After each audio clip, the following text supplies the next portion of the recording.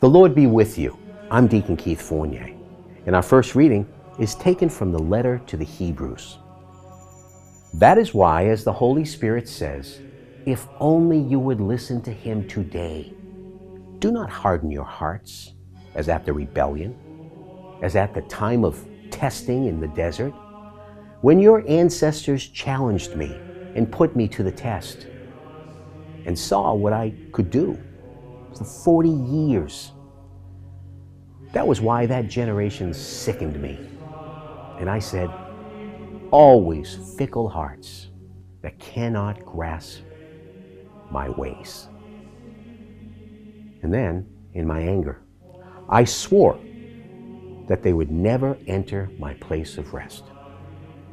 Take care, brothers, that none of you ever has a wicked heart, so unbelieving as to turn away from the living God. Every day, as long as this today lasts, keep encouraging one another, so that none of you is hardened by the lure of sin. Because we have been granted a share with Christ only if we keep the grasp of our first confidence firm to the end. In our responsorial psalm, taken from Psalm 95, come, let us bow low and do reverence, kneel before Yahweh who made us. For He is our God, and we the people of His sheepfold, the flock of His hand. If only you would listen to Him today.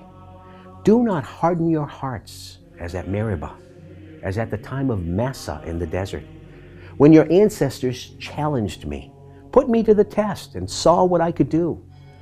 For 40 years that generation sickened me, and I said, always fickle hearts, they cannot grasp my ways. Then in my anger, I swore they would never enter my place of rest. A reading from the Holy Gospel according to St. Mark. A man suffering from a virulent skin disease came to Jesus and pleaded on his knees, saying, if you are willing, you can cleanse me.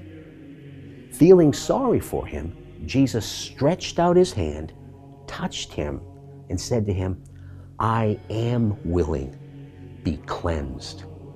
And at once, the skin disease left him, and he was cleansed. And at once, Jesus sternly sent him away and said to him, mind you, tell no one anything, but go and show yourself to the priest, and make the offering for your cleansing, prescribed by Moses, as evidence to them. The man went away, but then started freely proclaiming and telling the story everywhere, so that Jesus could no longer go openly into any town, but stayed outside in deserted places.